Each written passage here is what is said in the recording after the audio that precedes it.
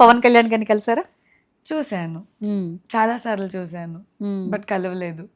ఆయన కోసం కలవాలని అనుకోలేదు, ఆయన కోసం కష్టపడాలని అనుకున్నాను. అదే చూసాం కదా, ఆయన ఎంతో మందికి హెల్ప్ చేస్తారు కదా, ఆయన కోసం మనం ఏదైనా చిన్నది చేయాలని చెప్పి పిఠాపురం క్యాంపెయినింగ్కి వెళ్ళా.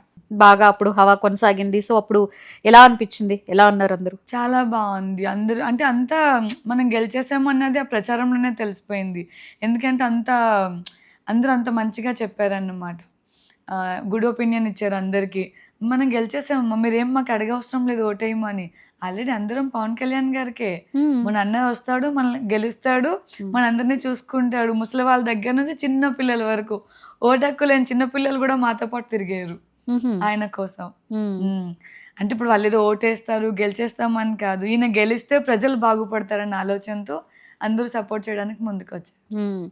బేసిక్గా అంటే ఎవరికైనా కూడా మనం ఒక మంచి పని చేసినా, లేకపోతే మనం ఒక 4 అడుగులు ముందుకేస్తున్నా కూడా మనల్ని వెనక్కి లాగాలను, లేకపోతే ఏదో ఒకటి వెనక ట్రోల్స్ కానీ బ్యాడ్ కామెంట్స్ చేయడం మనం సహజంగా చూస్తూనే ఉంటాం. అలాగే చిరంజీవి గారు అయితే ఏంటి, పవన్ కళ్యాణ్ గారి మీద అయితే ఏంటి, సోషల్ మీడియాలో చాలా నెగిటివ్ కామెంట్స్ రావడం కానీ, వాళ్ళు ఎంత చేసినా కూడా ఏదో ఒకటి నెగిటివ్ స్ప్రెడ్ చేయాలని చూస్తూనే ఉంటారు. సో అలాంటప్పుడు మీరు ఎలా రియాక్ట్ అవుతారు, ఏమనిపిస్తుంది అలాంటివి చూసినప్పుడు? నేను ఏమంటానంటే, మంచికి ఎప్పుడు చెడే ఎదురవుతుంది. సో వీళ్ళు ఎంత మంచి చేసినా చెడుగా మాట్లాడని వాళ్ళు మాట్లాడుతూనే ఉంటారు. వాటిలన్నిటిని ఇగ్నోర్ చేసేయాలి మనం. అవి పట్టించుకుంటే ముందడుగు వేయలేము అసలు. ఇప్పుడు నాకు కొంతమంది చాలా బ్యాడ్ కామెంట్స్ పెట్టారు, లైక్ క్యాంపెయినింగ్కి వెళ్ళినప్పుడు. అవన్నీ నేను పట్టించుకుంటే నేను మళ్ళీ ఇండస్ట్రీలో ఉండలేకపోతుండే. అవన్నీ ఇగ్నోర్ చేసేసాను కాబట్టి ఈరోజు ఇలా ఉండగలిగాను.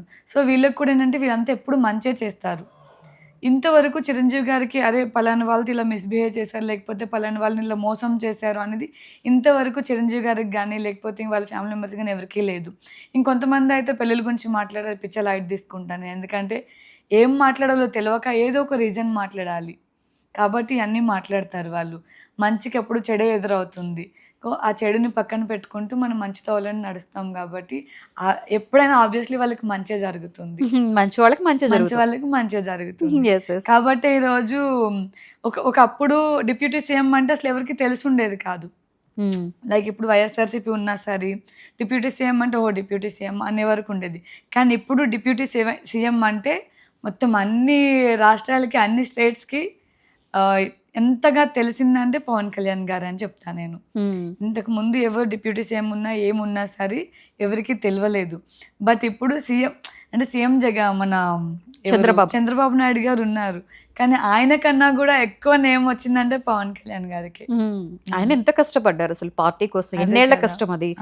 సో ఇప్పటికీ ప్రజలు ఆదరించి, అంటే ఆయన ఒక పదవిలో ఉన్నా లేకపోయినా ఎప్పుడు కూడా సమస్యల మీద స్పందిస్తూనే మంచి చేస్తూనే ఉన్నారు ప్రజలకి. ఎందుకంటే నేను యుద్ధానం ప్రజలకు కావచ్చు, నేను అన్ని అంటే శ్రీకాకుళం పక్కనే కదా యుద్ధానం అంతా. సో అందరికి మేము లైవ్ లో అన్ని చూసాం కాబట్టి నేను ఈ రోజు పవన్ కళ్యాణ్ గారికే సపోర్ట్ చేస్తున్నాను. నివిత గారు, మీరు ఎన్నో ఇయర్స్ నుంచి పవన్ కళ్యాణ్ గారి బిఫోర్ ఎలక్షన్స్, ఆఫ్టర్ ఎలక్షన్, ఈరోజు డిప్యూటీ సీఎం, అంటే ఒక హీరోగా, ఒక రియల్ వ్యక్తిగా, ఒక మానవతావాదిగా ఒక పవన్ కళ్యాణ్ గారిని చూసినప్పుడు, ఆయన ఓడిపోయినప్పుడు, ఆ 2 సార్లు ఓడిపోయినప్పుడు, తర్వాత గెలిచినప్పుడు ఎన్నో అంటే ప్రత్యర్థుల నుంచి, అపోజిషన్ పార్టీస్ నుంచి కానీ, సోషల్ మీడియాలో కానీ, అంటే ఎన్నో నెగిటివిటీస్, వాళ్ళ ఫ్యామిలీ మెంబర్స్ని తిట్టారు, ఆయన్ని తిట్టారు, పర్సనల్గా టార్గెట్ చేశారు. ఇవన్నీ చూసినప్పుడు మీకు ఏమనిపించేది ఆ టైంలో?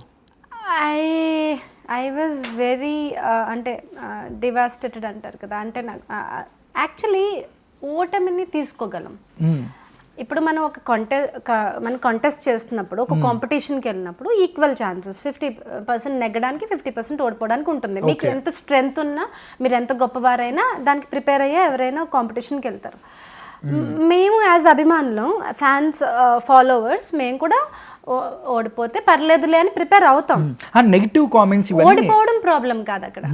ఓడిపోవడాన్ని అలుసుగా తీసుకొని ఒక ఒక ఒక ఒక గాలి దుమారం లాగా దుమ్మెత్తిపోయడం, ఇలాగ పర్సనల్ అటాక్ చేయడం, ఆయన్ని అంటే ఆయన ఆయన ఆయన ఆయన యాక్టివిటీస్ స్తంభించిపోయేలాగా ఆయన్ని లాక్ చేయటం, ఆయన ఎమోషనల్గా టార్గెట్ చేయటం, ఆయన ఎప్పటికీ కదిలి రావట్లేదు, రియాక్ట్ అవ్వట్లేదని ఇంకా ఫ్యామిలీ జోలికి వెళ్ళడం, ఇంట్లో ఉన్న లేడీస్ గురించి మాట్లాడడం, these are all over too much of. అంటే అంటారు చూడండి, దేవుడు కూడా లెక్క పెడతాడు, కౌంట్ చేస్తాడు. 1 తప్పు, 2 తప్పులు, 3 తప్పులు, 100వ తప్పు అని ఉంటుంది కదా, అప్పుడు ఒకటి పడుతుంది మీకు. అట్లా కళ్యాణ్ గారు కూడా ఆయన సహనానికి చాలా తప్పులు ఆయన చూస్తూ వచ్చారు. కానీ మేము బీయింగ్ ఫ్యాన్స్ ఈయన ఎందుకు రియాక్ట్ అవ్వట్లేదు, వీళ్ళ మీద ఎందుకు పోలీస్ కేసు వేయలేదు, వీళ్ళ మీద ఎందుకు ఇది చేయలేదు, అది చేయలేదు, why this nonsense is happening, why everybody is easy target. Kalyan garu ఎందుకు అంత ఈజీ టార్గెట్గా ఉన్నారు, ఎందుకు మీకు అంత చులకనగా ఉన్నారు, మీరేమన్నా ఆయన ఏమన్నా పైకి తీసుకొచ్చారా, లేకపోతే మీకేమన్నా ఆయన ఏమైనా అన్యాయం చేశాడా, లేకపోతే ఆయన ఏమైనా సంఘ విద్రోహ చర్యలు ఏమైనా చేశారా?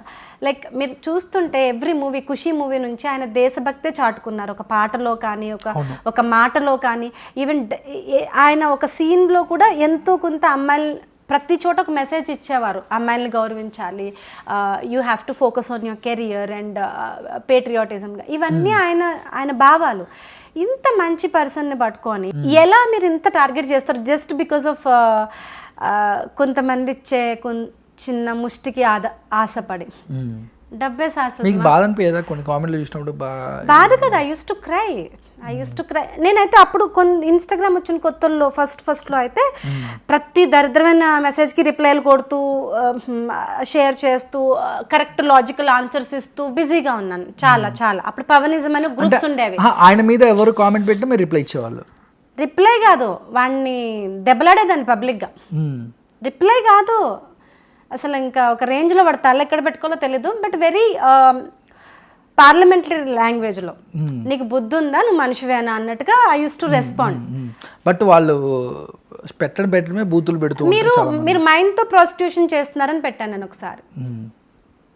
మీరు ఏది పడితే అది ఒక సెన్స్ లేకుండా, ధర్మం లేకుండా, పాప భీతి లేకుండా, అరే ఇలా చేస్తున్నాం రేపు పొద్దున పైన మనకి ఏం శిక్ష పడుతుందో అని ఒక భయం లేకుండా ఏది పడితే అది చేస్తున్నారు కదా. ఒక అమ్మాయి మేబీ ఫినాన్షియల్ క్రైసిస్లో ఏ చదువుకోక, ఏ శక్తి లేక ఆ పనులు చేస్తే ఆ అమ్మాయికి ప్రాస్టిట్యూట్ అని పేరు ఇచ్చి ఆ అమ్మాయిని అందరూ చిరాకు చేస్తారు, ఆ అమ్మాయిని అందరూ దుర్భాషలాడతారు, రైట్? బట్ మీరు మైండ్తో చేసేదంతా అదే కదా, కన్విక్షన్ లేని మాటలు ఇవన్నీ. This is a mind prostitution that you are doing అని పెట్టాను ఒకడికి. సో ఇలాగా పార్లమెంటరీ లాంగ్వేజ్లోనే పద్ధతిగానే సంస్కారవంతంగానే ఎంతవరకు ఫైట్ చేయగలమో. అప్పుడు పవనిజం అని గ్రూప్స్ ఉండేవి మాకు, జనసేన వచ్చిన కొత్తల్లో ఫస్ట్లో. ఆ గ్రూప్స్లో I was very very active.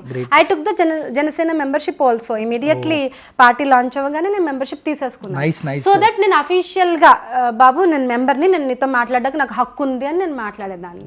30 రోజులు పవన్ కళ్యాణ్ గారితో మీరు ఆయన షూట్లో పాల్గొనడం జరిగింది. అంటే షూటింగ్లో ఎలా ఉండేవాళ్ళు? ఆ షూటింగ్ జరిగేటప్పుడు ఇప్పుడు మీకు ఈ సినిమా ఒక పెద్ద పేరే వచ్చిందని చెప్పాలి. అంటే మీ క్యారెక్టర్ ఏదైతే క్లైమాక్స్లో అంటే కడుపుతో ఉండే ఒక ప్రెగ్నెంట్ లేడీ, మహారాష్ట్రకి సంబంధించిన ఒక ఉమెన్ రోల్, అంటే షూటింగ్లో ఎలా ఉండేవాళ్ళు ఆయన? అంటే ఆఫ్ స్క్రీన్, ఆన్ స్క్రీన్ మీరు గమనించిన పవన్ కళ్యాణ్? ఆయన షూటింగ్ టైంలో యాక్చువల్గా that was a very crucial period. ఆయన చాలా ఇంటెన్స్ క్యాంపెయినింగ్ చేస్తున్నారు. అంటే ఏదో ఒక రోజుల్లో రోజు మానేయడం కాదు, every single day he's there.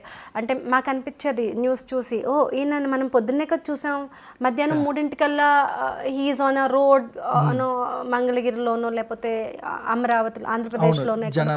So ఇదేంటి మనం 1:30 దాకా కళ్యాణ్ గారు పక్కనే కదా ఉన్నాం, ఈయన ఎప్పుడు విజయవాడ వెళ్ళిపోయారు, ఎప్పుడు ఇది జరిగింది, ఎప్పుడు మీడియాలో వచ్చింది అంటే నిజంగానే ఆయన అన్నట్టు గాలి వేగంతో పనిచేశారు ఆయన.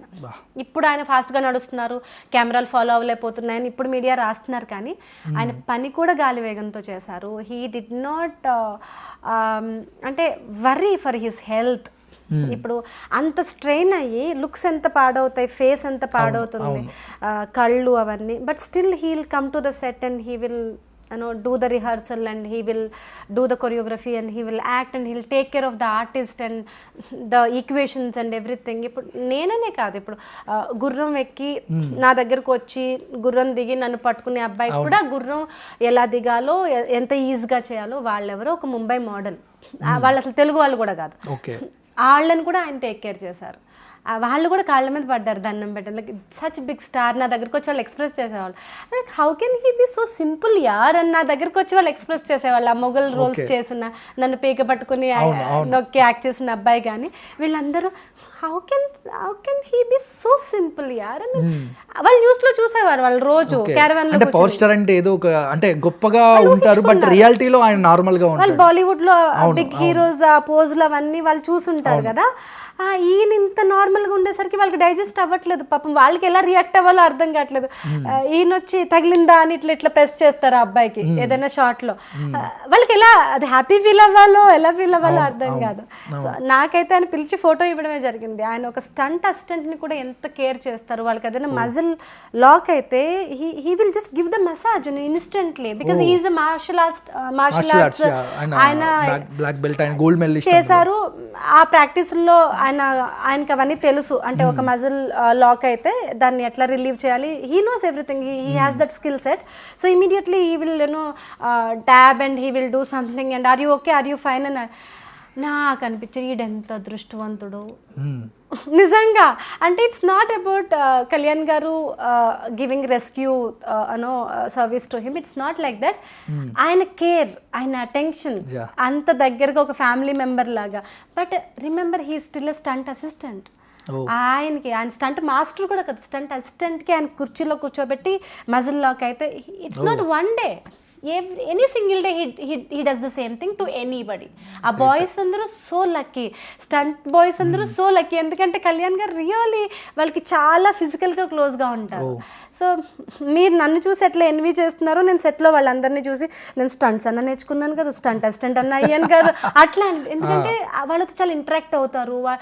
వాళ్ళ దగ్గర ఏదైనా చిన్న కొత్త విషయం ఉన్నా ఈయన చిన్న పిల్లోళ్ళలాగా నేర్చుకుంటారు. ఈయన ఏదైనా ఇంకో ట్రిక్స్ ఏమైనా ఉంటే వాళ్ళకి చెప్తారు. హీస్ ఎ ప్యూర్ టెక్నీషియన్ అండి. ఆయనకి ఆ వేవ్లో ఆయన పవర్ స్టార్ ఇవన్నీ ఆయన గుర్తుండవు. He's a pure technician.